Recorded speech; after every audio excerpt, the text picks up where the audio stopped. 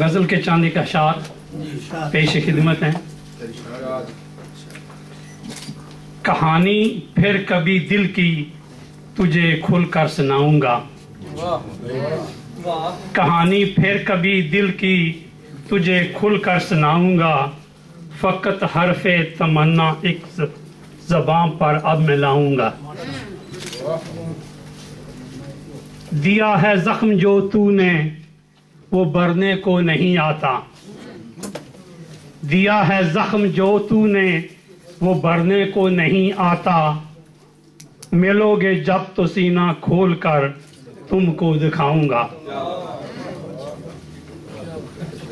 सुनहरे ख्वाब जो देखे वो बिखरे किरचियां बनकर, सुनहरे ख्वाब जो देखे वो बिखरे किरचियां बनकर, मैं कब तक किरचियां ख्वाबों की पलकों से उठाऊंगा।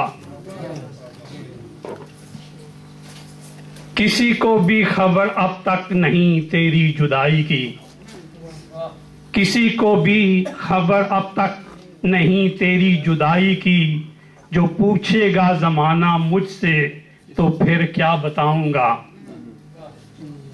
मक्ता अर्ज है अतारद, लब तो सी लूंगा मगर आंसू भरी आंखें, अतारद लब तो सी लूंगा मगर आंसू भरी आंखें, अयां कर देंगी गम मेरा मैं जितना भी छुपाऊंगा।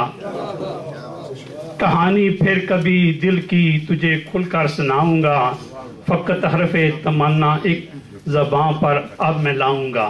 शुक्रिया।